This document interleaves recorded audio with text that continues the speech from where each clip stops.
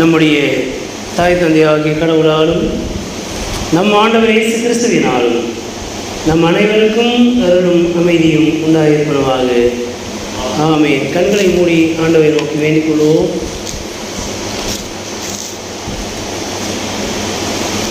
இரக்கத்தில் ஐஸ்வர்யம் உள்ள எங்கள் அன்பின் நல்ல கடவுளே, உடைய இரக்கத்தினாலே நாங்கள் உடைய அன்பின் ஐஸ்வர்யத்தை நாங்கள் பெற்றுக்கொள்ளும்படியாக உடைய ஒன்றான மகனாகிய எங்கள் ஆண்டவர் இயேசு கிறிஸ்துவனுடைய விலையேற பெற்ற சரீரத்தினாலும் இரத்தத்தினாலும் எங்களை மீட்டு கொண்ட தயவுக்காக நன்றி படைக்கிறோம். இந்த பெரிய வியாழன் இரவு வழிபாட்டிலே எங்கள் ஆண்டவர் இயேசு கிறிஸ்து எங்களுக்காக ஒப்பு கொடுத்த தம்முடைய உடல் உதிரம் அவருடைய ஒப்படைப்பை நாங்கள் சிந்திக்கவும் நினைவு கூறவும் அதை எங்களுடைய விசுவாச வாழ்வுக்கான சிந்தனையாக பெற்றுக்கொண்டு அதன்படி எங்களுடைய வாழ்வை நாங்கள் கட்டமைக்க இப்பொழுது உடைய ஆவியானவர் வழியாக திருமறையின் வார்த்தைகள் வழியாக பேசுகிறார்கள். நீர் பேசும் நாங்கள் கேட்கிறோம். இயேசுவின் வழியை வேண்டுதல் செய்கிறோம் அன்பின் நல்ல கடவுளே. ஆமென். புனித வியாழன், பெரிய வியாழன் என்று சொல்லப்படுகின்ற இந்த நாளின் இந்த இரவு வேளையிலே நாம் படித்து சிந்திக்கும்படியாக முன்குறிக்கப்பட்டுள்ள நற்செய்தி பகுதி தூய லூக்கா எழுதிய நற்செய்தி நூல் 22ஆம் பிரிவு திருவசனங்கள் 14 தொடங்கி 20 வரை அடங்கிய பகுதி படிக்க அனைவரும் எழுந்து நின்று கவனமாய் கேட்போம்.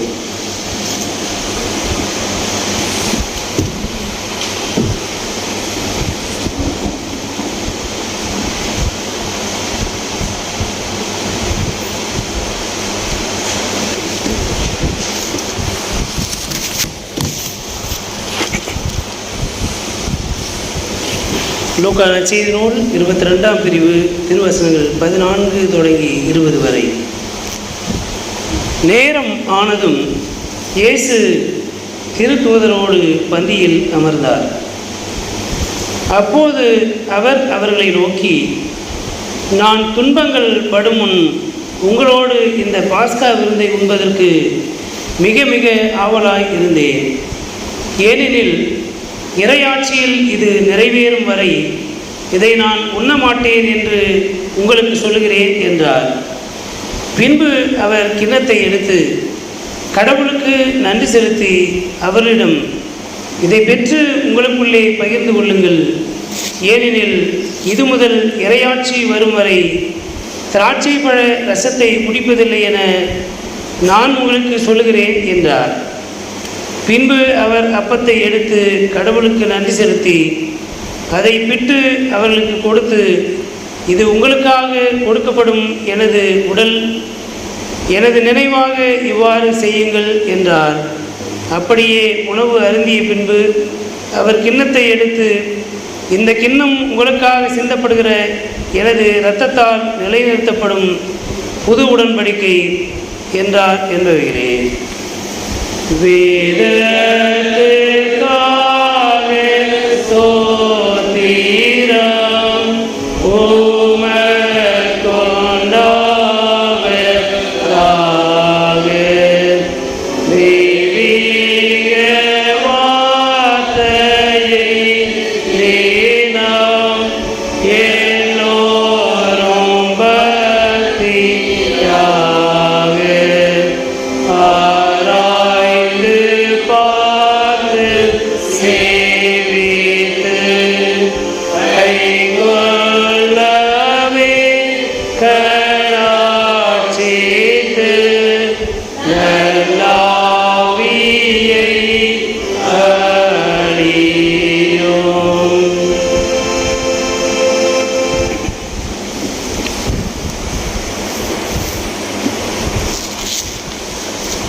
கிறிஸ்துவுக்குள் அன்பான பெற்றோர்களே, பெரியவர்களே, சகோதர சகோதரிகளே, வாழைக்குள்ளே குழந்தைகளே, உங்கள் அனைவரையும் சிலுவைநாதர் இயேசுவின் திருப்பெயராலே வாழ்த்தி வரவேற்கின்றேன். பெரிய வியாழன் என்று சொல்லப்படுகின்ற இந்த நாளிலே திருவிருந்து என்பது மையப்பொருளாக இருக்கிறது. விடுதலையின் விருந்து, மீட்பின் விருந்து, இப்படி பல்வேறு பெயர்களை நாம் அதற்கு கொடுத்து கொண்டே போகலாம். பெரிய விருந்து, கடைசி விருந்து, கடவுள் ஆண்டவரின் விருந்து, இப்படி நிறைய பெயர்கள் கொடுக்கப்படுகிறது. இதை சரியாக சொல்லணுன்னாக்கா நம்முடைய திருச்சபையுடைய ஆராதனை ஒழுங்கில் 2 ஆராதனை ஒழுங்கு உண்டு. ஒன்று பழைய ஒழுங்கு, இன்னொன்று புது ஒழுங்கு. புது ஒழுங்கின்படி இன்றைக்கு யோவான் 13ஆம் அதிகாரத்திலிருந்து தான் இன்றைக்கி நற்செய்தி. ஆனால் எல்லோரும் அல்பனாக்கு ஃபாலோ பண்ண ஆரம்பிச்சதுனால இன்றைக்கி இந்த பிரசங்கத்தை ரெடி பண்ணிடுவாங்க.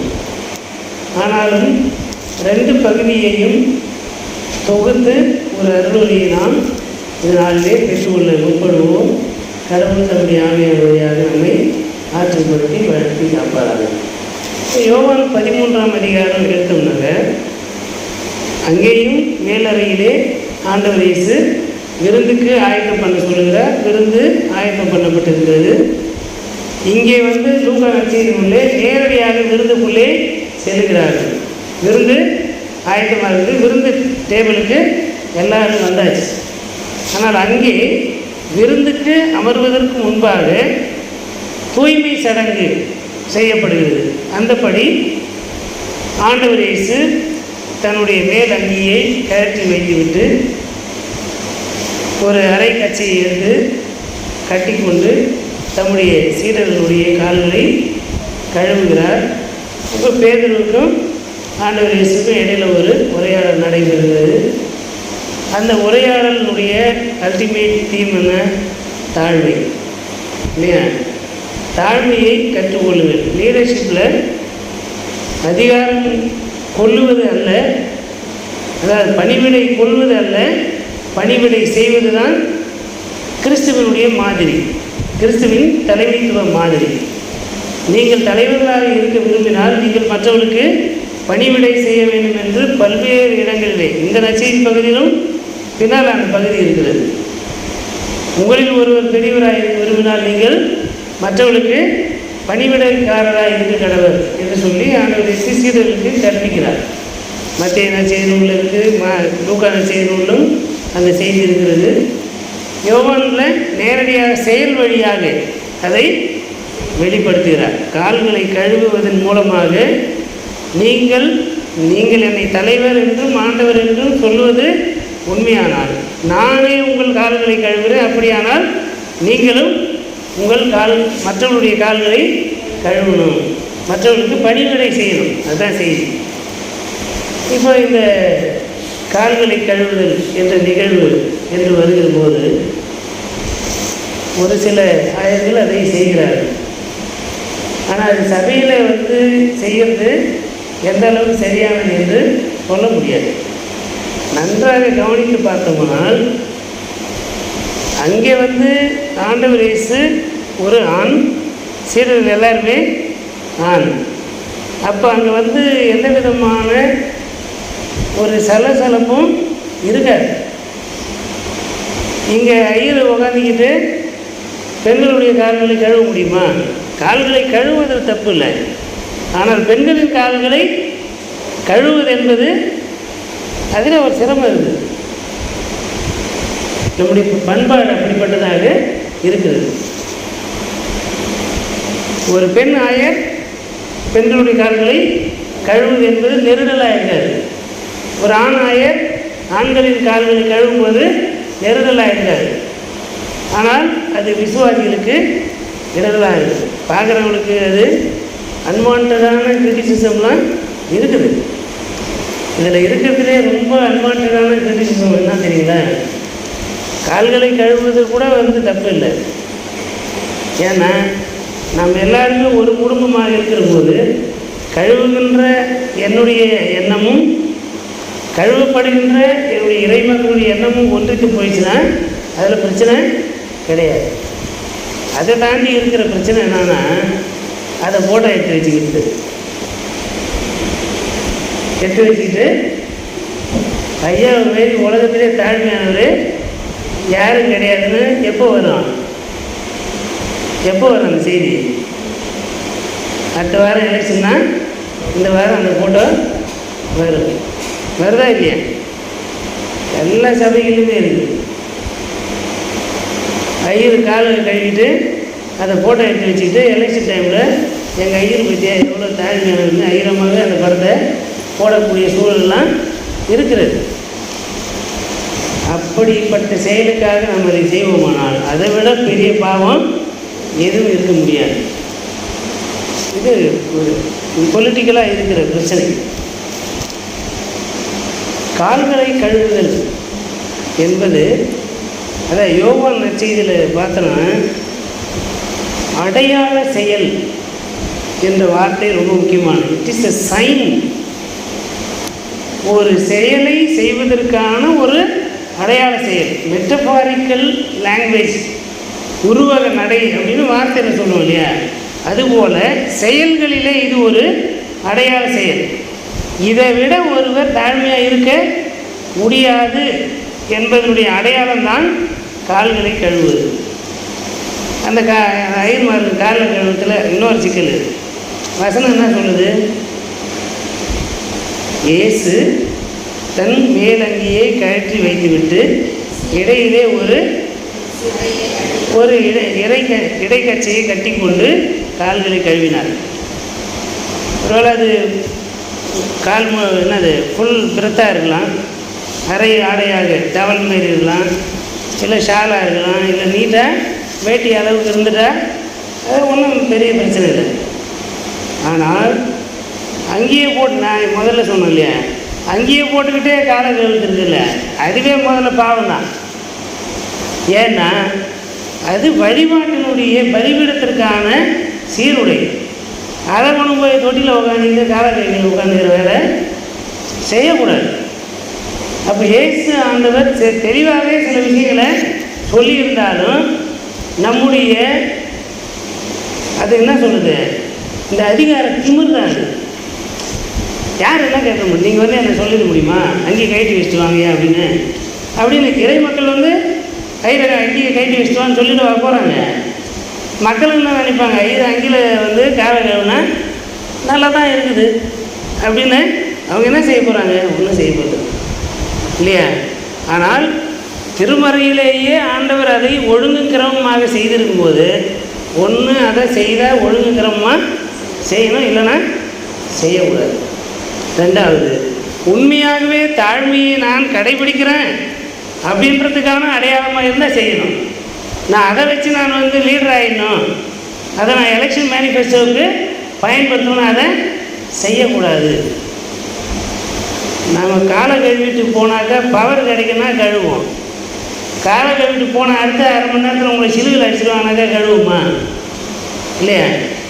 அப்போ இதெல்லாம் வந்து நுட்பமாக நாம் மனதில் ஏற்று ஒவ்வொரு செயலையும் கடவுளுக்கு ஏற்ற விதத்திலே உண்மையான மனதோடு தாழ்மையான மனதோடு அதை நாம் செய்ய வேண்டும் என்பது இந்த தாழ்மையை குறித்து யோவான் 13ஆம் அதிகாரத்திலே சிலுவைக்கு முன்பாக இதே இந்த பெரிய வியாழன் இரவிலே அவர் காட்டி கொடுக்கப்படுவதற்கு சில மணி நேரங்களுக்கு முன்பாக நடந்த நிகழ்வு என்பதனாலே இந்த நாளிலே அதை குறித்து நாம் சிந்திக்கிறோம். ரெண்டும் ஒன்றோடு அதனுடைய கண்டினியூவேஷன் தான் இப்போ இந்த பகுதி. அங்கே யோவான்லேயே அந்த பகுதி இருக்குது. இந்த பகுதியை நாம் கால்களை கழுவி முடித்த பிறகு மேஜைக்கு வந்தாச்சு. இப்போ உணவு பரிமாறுகின்ற நேரம். இந்த நேரத்தில் ஆண்டவர் இயேசுனுடைய இந்த திருவிருந்து எதை சொல்லுகிறது? இப்போ இதிலுமே வந்து பார்த்தோன்னாக்கா திருச்சபை ஒழுங்குக்கும் திருமறையினுடைய வார்த்தைக்கும் முரண்பாடு இருக்குது. என்ன இது சொல்லுங்க பார்ப்போம். இந்த பகுதிக்கும் நாம் ஏறெடுக்கின்ற திருவிருந்துக்கும் இருக்கிற வித்தியாசம் தான்.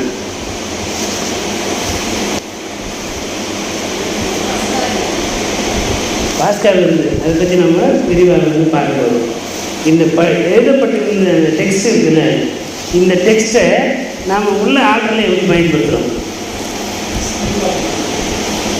இங்கே என்ன எழுதிட்டு, முதலாவது கிண்ணத்தை எடுத்து அதை சீடர்கிட்ட கொடுத்து, நீங்கள் இதிலே பானம் பண்ணுங்கள், என்னை நினைவு கூறும்படி இதை செய்யுங்கள் என்றார். அதன் பிறகு அப்பத்தை எடுத்து ஆசீர்வதித்து அதை விட்டு பகிர்ந்து கொள்ளும்படி கொடுத்தார். இது நடந்த நிகழ்வு. இது லூக்கா நற்செய்தி நூலின்படி எழுதப்பட்டிருக்கிற செய்தி. மற்ற நற்செய்தி பகுதிகளில் வேறு விதமாக இது இருக்கிறது. இப்போது இந்த பகுதியினுடைய பேரலல் டெக்ஸ்ட் திருச்சபையிலே நடத்துகின்ற போது பவுல் என்ன பண்ணுறாரு, 1 கொரிந்தியர் 11ஆம் அதிகாரம் இன்றைக்கி வாசிக்கப்பட்ட இந்த பகுதியிலே பவுல் திருச்சபையிலே நாம் என்ன முறையை கடைபிடிக்கிறோமோ அதை பவுலுடைய டெக்ஸ்ட்லேருந்து தான் எடுத்து பயன்படுத்துகிறோம். முதலாவது அப்பத்தை எடுத்து ஆசீர்வதித்து அதை விட்டு சீஷர்களுக்கு கொடுத்து, இது என்னுடைய சரீரமாக இருக்கிறது, இதை நீங்கள் முசியுங்கள், என்னை நினைவு கூறும்படி இதை செய்யுங்கள் என்று சொன்னார்.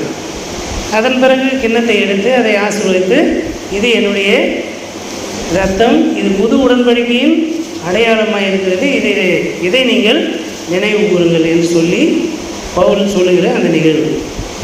இந்த எல்லா பகுதி இந்த நாளினுடைய இந்த பாஸ்கா விருந்து யாத்திராகமும் 12ஆம் அதிகாரத்தில் இருக்கிற இந்த ஒரிஜினல் பாஸ்டோரல் ஃபெஸ்டிவல். நம்ம கிறிஸ்தவ பார்வையிலேருந்து பார்த்தோன்னா இதனுடைய சிம்பாலிக் ரெப்ரசன்டேஷன் தான் இது பாஸ்கா பண்டிகை. ஏன்னா அங்கே அடிக்கப்பட்டது ஆடு, இங்கே தான் உண்மையான ஆடு எதுன்றது சொல்லப்பட்டிருக்கு. இப்போ இயேசு கிறிஸ்து தான் உலகத்தின் பாவத்தை சுமந்து தீர்க்கிற தேவாட்டுக்குட்டி என்பதை நாம் பழைய ஏற்பாட்டின் பார்வையிலிருந்து ஆட்டுக்குட்டி, அது ஆபிரகாமுடைய ஆட்டுக்குட்டியாக இருக்கலாம், மோரியா மலையில், இங்கே பாஸ்கா பண்டிகையிலே அடிக்கப்பட்ட ஆட்டுக்குட்டி, இவை எல்லாவற்றையும் நாம் ஒருமித்து பார்க்கிற போது கிறிஸ்து தான் அந்த உண்மையான ஆட்டுக்குட்டி அப்படின்ற ஒரு புரிதலுக்கு நாம் வருவோம்.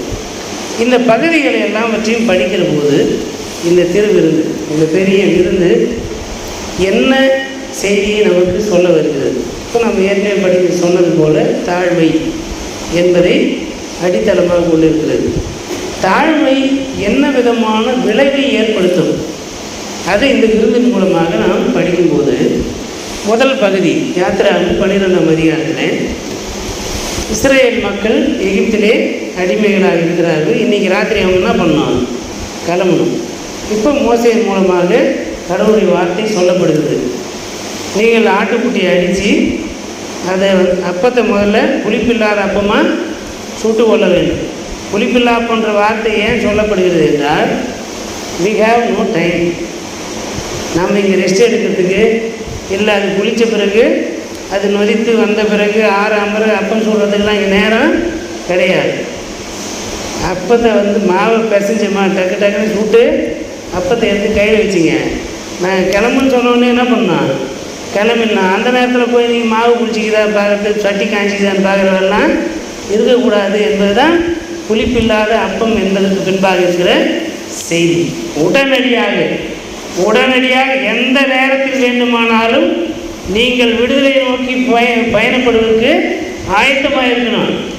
சாப்பாடு ஒரு சாக்கு போக்கா சொல்ல முடியாது, சொல்லக்கூடாது என்பதற்காக தான் நீங்கள் வழக்கமாக புளித்த மாவிலே அப்பத்தை சுட்டு இருப்பீங்க. ஆனால் இப்போ உங்களுக்கு டைமு கிடையாது, எனவே புளிப்பில்லாத மாவில் அப்போ சுட்டுங்க. ரெண்டாவது ஆட்டுக்குட்டி. அந்த ஆட்டுக்குட்டியை சொல்லுகின்ற போது தான் ஒரு செய்தி அதுக்குள்ளே இருக்குது. வீட்டில் எத்தனை பேர் இருக்கிறீங்களோ அத்தனை பேருக்கு நீங்கள் என்ன பண்ணுங்கள், கணக்கிட்டு எவ்வளோ சாப்பிடணும்னு நினைக்கிறீங்க, எல்லாருக்கும் சமமாக இருக்கிற மாரி ப்ராப்போர்ஷனேட்டாக அதை பகிர்ந்து கொள்ளுகின்றார். போதுமானதாக இருக்கிற அளவுக்கு நீங்கள் அத்தனை ஆட்டுக்குட்டி எடுத்துக்கலாம். அதுக்குள்ளே இருக்கிற ஒரு அழகான செய்தி என்னன்னா, ஆட்டுக்குட்டி வாங்கவே வழி இல்லாத மக்கள் உங்கள் வீட்டில் இருக்கிறாங்க. ஏன்னா நீங்களே அடிமையாக இருக்கிறீங்க. உங்களுக்கு பணிவிடை செய்வதற்கு யாராக இருப்பார்களானால் அவர்களுடைய உணவுக்காகவும் நீங்கள் ஆயத்தம் பண்ண வேண்டும்.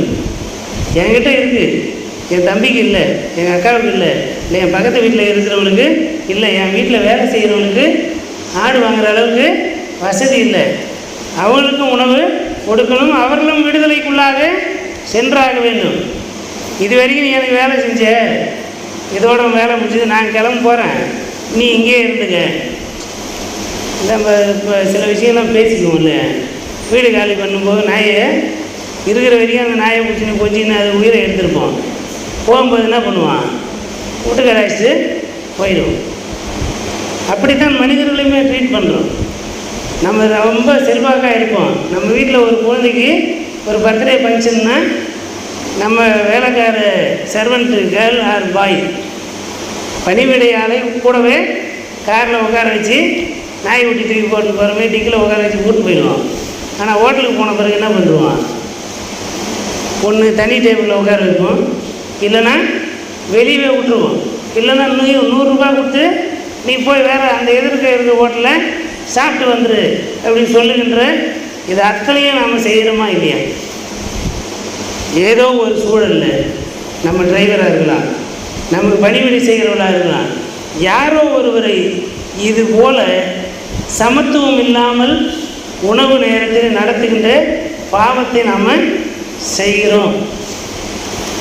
அப்போ பாஸ்கா விருந்தின் மூலமாக சொல்லப்படுகிற செய்தி, உனக்கு பணிவிடை செய்கிற பணியாளர்களாக இருக்கலாம், உன்னை விட வலிமை குறைந்த பொருளாதாரத்திலே வலிமை குறைந்தவர்களாக இருந்து ஒருவேளை அவர்களுக்கு வலிமை இல்லாமல் போய் பின்னாலே துரத்தின்னு வரும்போது நான் தப்பிச்சிட்டேன், என் வீட்டு வேலைக்காரங்க எதிரிகிட்ட மாட்டிக்கிட்டா, அந்த பாவம் யாரை தான் செய்கிறான், நம்மளை தான் செய்கிறான். நம்ம வலிமையாக சாப்பிட்டு வலிமையாக ஓடுறோம், நம்ம வேலை செய்கிறவங்களுக்கு என்ன பண்ணிடுறான், பழைய கஞ்சி ஊற்றுறது, பழைய சோட்டை போடுறது, இன்னும் சொல்லணுன்னாக்க நாற்றம் எடுத்த உணவுகளை எல்லாம் கொடுத்து உனக்கு இது போதும்னு சொல்கிற அளவிலே இல்ட்ரீட் பண்ணுகின்ற வீட்டு எஜமானர்களாக இருக்கிறோமா என்பதை நாம் மனதில் நினைவு கொண்டு வந்து அப்படியெல்லாம் இருக்கக்கூடாது என்பதை கற்றுக்கொள்வதற்கான நேரமாக இந்த நேரம் இருக்கிறது. இப்போ பாஸ்கா விருந்து என்பது சமத்துவத்தின் விருந்து. எனக்கு இருப்பது போல எனக்கு அடுத்து இருக்கிறவனுக்கு இருக்கணும். அது என் உடன்பிறப்பாக இருக்கலாம், என் குடும்பமாக இருக்கலாம், எனக்கு அடுத்து இருக்கின்ற யாரோ ஒருவர், என்னை விட வலிமை குறைவர், என்னை விட பொருளாதாரத்தில் நலிவுற்றவர், அவருக்கு விடுதலையை பெற்றுக்கொள்வதற்கான வலிமையை கொடுக்கின்றவர்களாக நான் இருக்கிறேனா? இந்த பாஸ்கா விருந்தை நாம் பகிர்ந்து கொள்கின்ற போது எனக்கு அடுத்திருக்கின்ற மனிதரை குறித்த கரிசனை எனக்கு இருக்க வேண்டும். நான் விடுதலை அடைவது போல எல்லாருமே விடுதலை அடைவதற்கு நான் என்னால் முடிந்த உதவியை செய்ய வேண்டும் என்பதை இந்த விருந்தின் மூலமாக நாம் அறிந்து கொள்வதற்கு, நினைவுபடுத்திக் கொள்வதற்கு நாம் அழைக்கப்படுகிறோம். பவுல் அடிகளார் சொல்கின்ற போது, அப்போ அந்த சமத்துவத்திற்குள்ளே இருக்கிற செய்தி என்னன்னா, எனக்கு அடுத்து இருக்கின்றவரை நான் சமமாக நடத்திட்டனாலே அவர் யார் ஆகிடுறாரு? என் உடன்பிறப்பு, என் பிறப்பு. அந்த உணர்வு நமக்கு தானாகவே வந்தது. எனக்கு அடுத்திருக்கின்ற மனிதரை எனக்கு சமமாக பார்க்க ஆரம்பிச்சுன்னா அவர் வேறு யாரும் கிடையாது, என்னுடைய உடன்பிறப்பு. அப்போது இங்கே திருச்சபைக்குள்ளே கடைபிடிக்க வேண்டிய இந்த ஃப்ரட்டர்னல் ரெஸ்பான்சிபிலிட்டி என்ன? இப்போ திருவிருந்தை குறித்து பவுல் அடிகளார் சொல்லுகிற போது என்ன சொல்லுவாருன்னா, உணவு ஒழுக்கம், சபையிலே உணவு ஒழுக்கம் எப்படிப்பட்டதாக இருக்கணும் திருவிருந்தை வச்சு தான் சொல்லுவார்.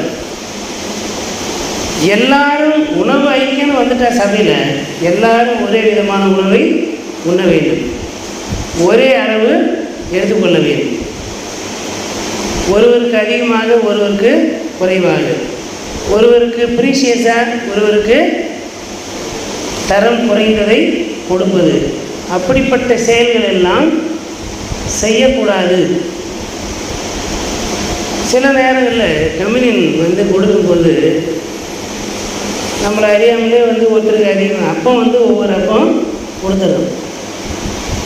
இயேசுடைய ரத்தம்னு சொல்லிட்டு நம்ம திராட்சை ரசத்தை கொடுக்குற போது ஒருத்தருக்கு சில நேரத்தில் அதிகமாக ஊற்றிக்கும், ஒரு சில நேரத்தில் கம்மியாக ஊற்றிக்கும். அதெல்லாம் கவனக்குறைவாகவோ இல்லை வேண்டும் என்று செய்வதெல்லாம் கிடையாது. அந்த டைம் மேனேஜ்மெண்ட் அப்படி நாம் நகர்ந்து கொண்டே இருக்கிற போது அது நடக்கும். சரி, கப்பில் கொடுத்துட்டு சமமாக தானே இருக்குது அப்படின்னு நினச்சா அது உண்மையாலுமே அளவு சமமாக இருக்கணுன்றதுக்காக கொடுக்கணுன்னாக்கா கப்பில் கொடுத்துடலாம் இல்லையா? அளவு சமமாக இருக்கணுன்னாக்கா நாம் அதை கப்பில் சமமாக எல்லாருக்கும் ஊற்றி ஒரே அளவு கப்பில் எல்லாருக்கும் ஒரே மாதிரி கொடுத்துடலாம்.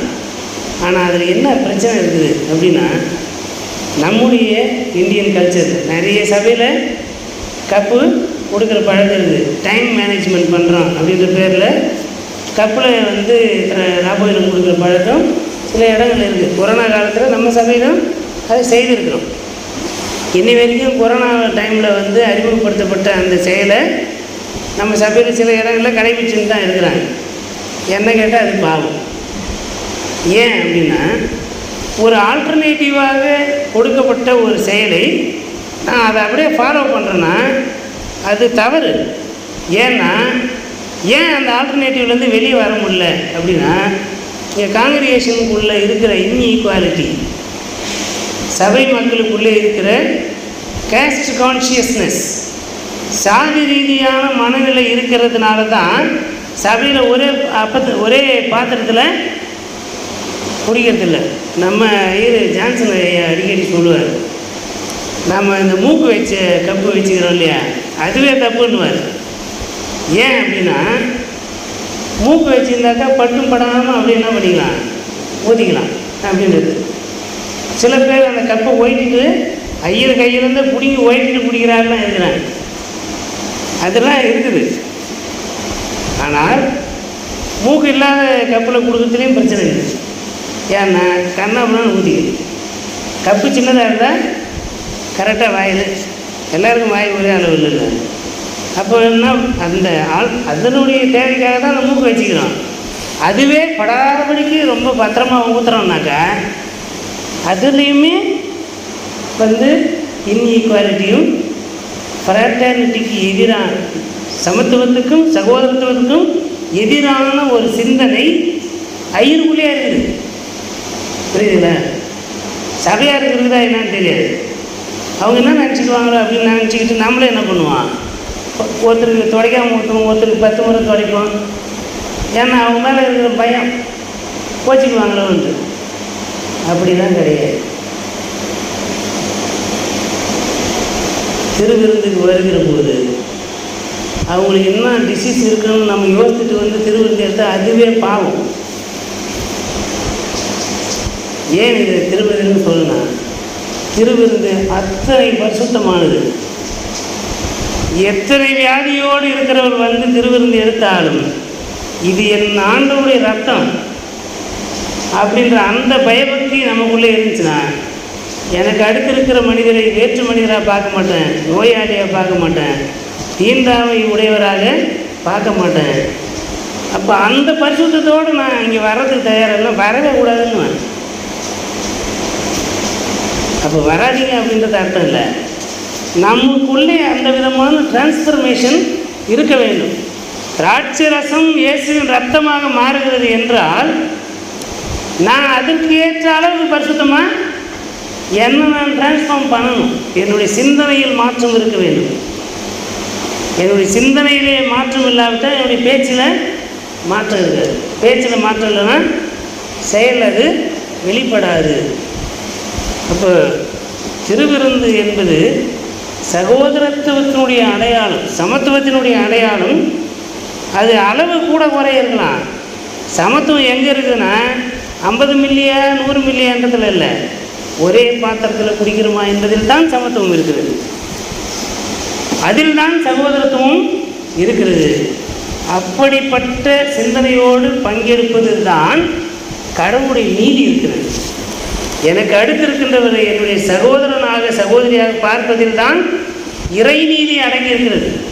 இப்போ நான் இந்த சோஷியல் ஜஸ்டிஸ் இந்த வார்த்தையை பயன்படுது, டிவைன் ஜஸ்டிஸ். ஏன்னா சில நேரத்தில் சமூக நீதின்றதே பிரச்சனையாக இருப்போம். ஏன்னா அதில் பர்ஃபெக்ட்னஸ்ஸு இல்லை, பேசுறது ஒன்று செய்யறது ஒன்றுமா இருக்கக்கூடிய நிலைகள்லாம் இருக்கிறது. ஆனால் டிவைன் ஜஸ்டிஸ்ன்னு போயிட்டுன்னா தேர் இஸ் நோ ஆல்டர்னேட்டிவ். அதுக்கு வேறு ஆல்டர்னேட்டிவே கிடையாது. அப்படி தான். அப்போது எனக்கு அடுத்திருக்கின்றவரை நான் சகோதர உணர்வோடு மனதிலே உள்வாங்கி கொண்டு திருவிருந்துக்குள்ளே வர வேண்டும். அப்போ சகோதரத்துவம் இருக்கிறது. அளவு இல்லை, ஒரே பாத்திரத்தில் பங்கேற்கிறேன்னா அதற்கு என்னுடைய மனம் பூரணமாக ஏற்றுக்கொள்கிறதா? ஏன் இதை சொல்கிறேன்னா, நம்ம சபையில் இல்லை, அதாவது பிரிவினை எண்ணம் நம்ம சபையில் இல்லை. தனித்தனி கப்பு இருந்தால் தான் நான் ராபம் எடுப்புன்ற எண்ணம் நம்ம சபையில் இல்லை. ஏன் இதை சொல்கிறோன்னா, வாய்ப்பு கிடைக்கும்போது மற்றவர்களுக்கு என்ன பண்ணணும், அதை எஜுகேட் பண்ணணும். மற்ற சபைகளுக்கு போகும்போது ஒரு கெஸ்ட்டாக போகிறோம், இதுனா அந்த மாரி கப்பில் வச்சுக்கிறீங்க, ஒரே பாத்திரத்தில் கொடுத்தாங்க அப்படின்னு நாம் சொல்லுகிற போது, ஒரு முறை சொன்னால் மாற்றம் வரலாம், வராமல் கூட போயிடலாம். ஆனால் தொடர்ந்து நாம் ஒரு விஷயத்தை சொல்லுகிற போது நிச்சயமாகவே அதே விதமான இறைநீதியை சபைகளில் ஏற்றுக்கொள்வதற்கு அது ஒரு வாய்ப்பாக இருக்குது. நான் செய்கிறது தப்புன்னு எனக்கு தெரியாமலே கூட பல நாட்கள் செய்திருக்கலாம். ஆனால் ஒருவர் உணர்த்துகின்ற போது என்னை அது மாற்றுவதற்கு அது ஒரு வாய்ப்பாக இருக்கும். இன்றைக்கி எடுத்து சொல்லுவதற்கு ஆள் இல்லாதனாலே பல பாவங்கள் பல மனிதருக்குள்ளே தொடர்ந்து கொண்டே இருக்கின்றது. எடுத்து சொன்னால் கோச்சிக்குவாங்களோ, அவங்களால நமக்கு கிடைக்கிற நன்மை கிடைக்காம போயிடுமோ என்று ஒதுங்கி ஒதுங்கி நாம் பல விஷயங்களை, தவறுகளை சுட்டி காட்டுவது கிடையாது. குற்றப்படுத்துவது என்பது வேறு, சுட்டி காட்டுவது என்பது வேறு. காதோடு காதாக வச்சு இதை மாற்றினா நல்லா இருக்குன்னு சொல்கிறது வேறு, பொது இடத்துல சத்தம் போட்டு சொல்கிறது வேறு. குற்றப்படுத்த தான் கூடாது தவிர சுட்டி காண்பிக்கக்கூடாதுன்னாக்கா இங்கே எதுக்கு அப்புறம் பிரசங்கம் இல்லையா? அப்போ அறிவுரை என்பது எதுக்கு? நாம் ஒருவருக்கு ஒருவர் எஜுகேட் பண்ணுறதன் மூலமாக, உங்களுக்கு நான் கற்பிப்பதன் மூலமாக எனக்குள்ளே இருக்கிற பாவத்தை என்னை நான் அறிக்கை செய்து அதை விட்டுவிட்டு மனம் திரும்புவதற்கான வாய்ப்பாக இருக்கும். அது பரிசுத்த ஆவியானவர் நம்ம மேலே செயல்படுவார், இடைப்படுவார். அந்த விதமான உணர்வை நாம் பெற்றுக்கொள்வதற்கு இந்த வேளையிலே அழைக்கப்படுகிறோம். திருவிருந்திலே ஆண்டவர் இயேசு நம்ம அதை கூர்ந்து கவனித்தோமானால் இதுதான் இந்த நாளுக்கான செய்தி. நாம் ஆண்டவருடைய விருந்துக்கு வருகிற போது இப்போ நம்ம சொன்னோம் இல்லையா, யார் பெரியவன் என்ற எண்ணம் சீடர்களுக்குள்ளே இருந்து கொண்டே இருக்கிறது. அப்போ ஆண்டவர் இயேசு என்ன சொல்கிறாரு, நீங்கள் தலைவர்களாக இருக்க விரும்பினால் பணிவிடை செய்யுங்க. பணிவிடை செய்கின்ற மனப்பான்மை வந்துவிட்டாலே என்ன ஆகிடுவாங்க, சமத்துவம் வந்துடுச்சுன்னு அர்த்தம். நான் இன்னொருவருக்கு கால்களை கழுவுவதற்கு நான் இறங்கி வந்துட்டுனா அவர் என்னை விட மேலானவராக நான் மதிக்கிறேன். நான் அப்படி மதிக்கிற போது அவரும் அப்படி என்னை நினைப்பார்.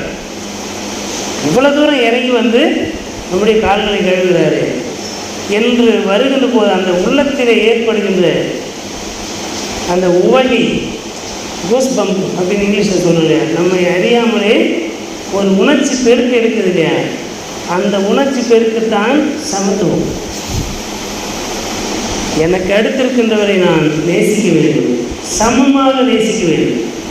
என்னிடத்தில் இருப்பதை பகிர்ந்து கொடுக்கிற போது, அதை சமமாக பகிர்ந்து கொடுக்கின்ற போது, வலிமை அச்சிருக்கின்றவரை வலிமைப்படுத்துவதற்காக என்னுடையதை நான் எடுத்து பகிர்ந்து கொடுக்கிற போது அங்கே சமத்துவம் பிறக்கிறது, அங்கே சகோதரத்துவம் நிலைநாட்டப்படுகிறது.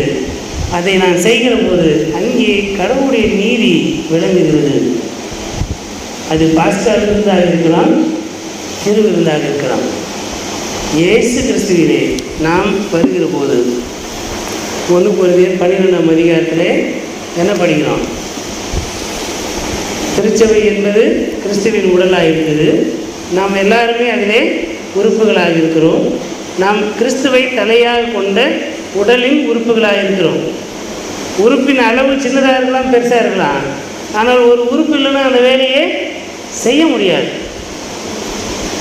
அப்போது அளவு எவ்வளோ, கால் அளவு கை இருக்குதான்னு பார்க்கக்கூடாது.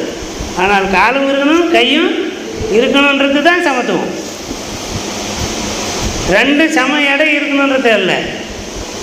அதனுடைய பணியை செய்வதின் வழியாக இந்த முழு உடலும் இயங்குவதற்கு தன்னை முழுமையாக அர்ப்பணிக்கிற போது அதுதான் சமத்துவம், அதுதான் சகோதரத்துவம்.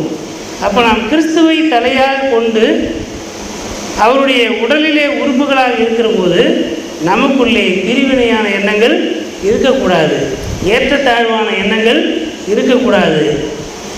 அந்த எண்ணம் பிரிவினை இல்லாத எண்ணம், சமத்துவ எண்ணம், ஏற்றத்தாழ்வு இல்லாத ஒரு மனநிலை, சகோதரத்துவ மனநிலையோடு நாம் வருகிற போது தான் திருவிருந்து உண்மையாகவே நமக்கு அது ஆசீர்வாதமானதாக இருக்கும்.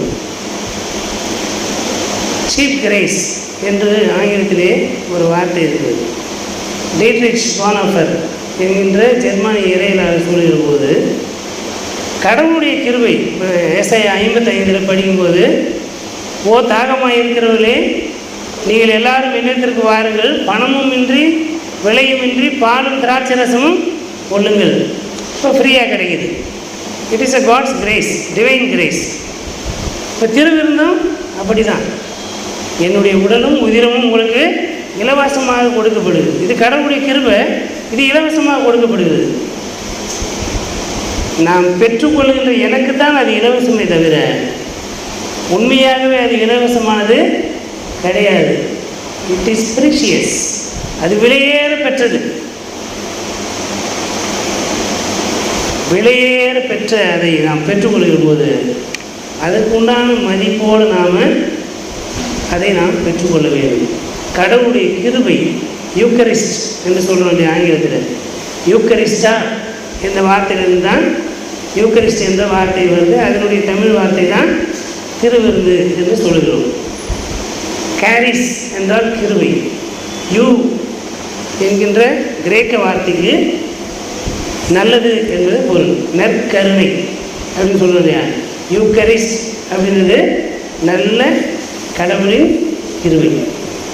இப்போ நற்கருணையிலே நாம் பங்கேற்கிற போது அது சீப்பானது அல்ல, அது விலையேற பெற்றது.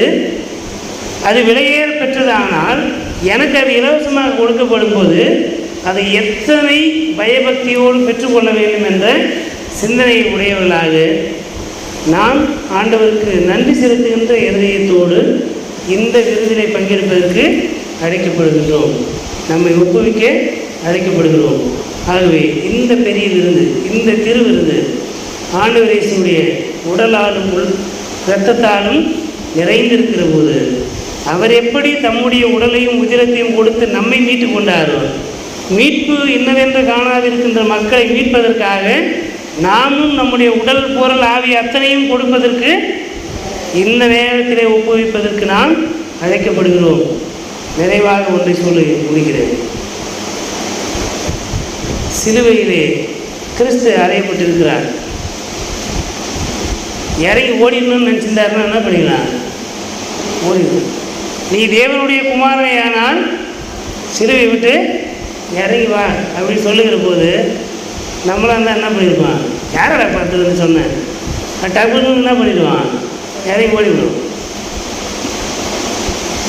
ஏன்னா கான்சியஸ்னஸ்ஸாக நம்ம இருக்க மாட்டோம். கடவுளுக்கு பயப்படுத்தல கான்சியஸாக இருக்கிறதுல, சக மனிதத்திலே நம்முடைய ஈகோவை வெளிப்படுத்துவதற்கு ரொம்ப கான்சியஸாக இருக்கும். கிறிஸ்து சிலுவையிலே அறையப்பட்ட நிலையிலிருந்து தன்னை விடுவித்துக் கொள்வதற்காக இறங்கி போயிருப்பாரானால் இன்றைக்கு நமக்கு இங்கே வேலை கிடையாது. இந்த வாழ்வும் இந்த சுகமும் இந்த ஆசீர்வாதம் நமக்கு கிடையாது.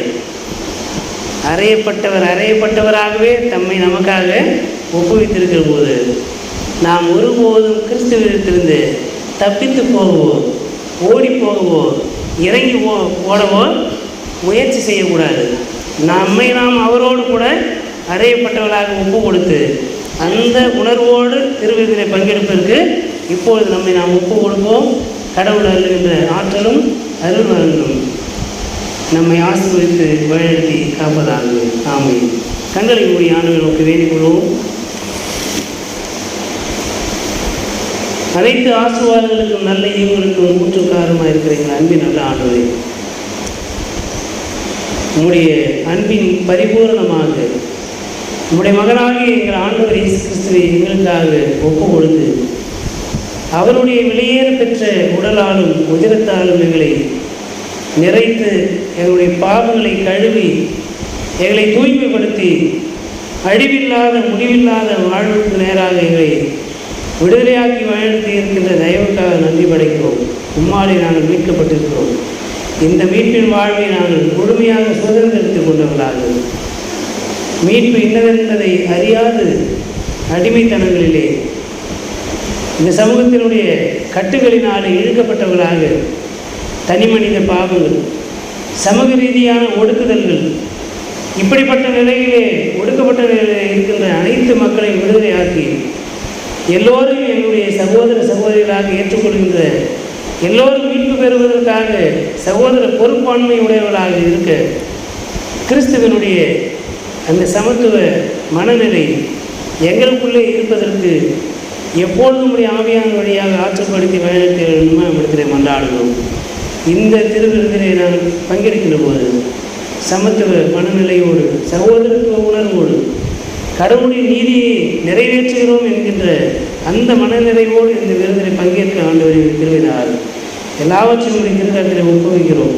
எங்களை ஆண்டு கொள்ளும் பயணத்தில் பலப்படுத்தும் காத்துக்கொள்ளும் துதிகன மகிமையாக உங்களுக்கு ஏறுகிறோம். இவர் ஆண்டவர் மீட்புறமாக இயேசு கிறிஸ்துவின் வழியாய் வேண்டுதல் செய்கிறோம். அன்பு நிறைந்த நல்ல கடவுளே, ஆமே. அனைத்து ஆற்றல் நிறைந்த நம்முடைய தாயை தந்தைமாகி கடவுளை அன்பும் நம்முடைய ஆண்டவர் மீட்புறமாக இயேசு கிறிஸ்துடைய அன்பும் அமைதி தூய் ஆவியானுடைய வல்லமையுள்ள பாதுகாப்பு பராமரிப்பும் மாறாத இந்திய உடன்படிக்கை உறவு வைக்கவும் வாழ்கிறோம்.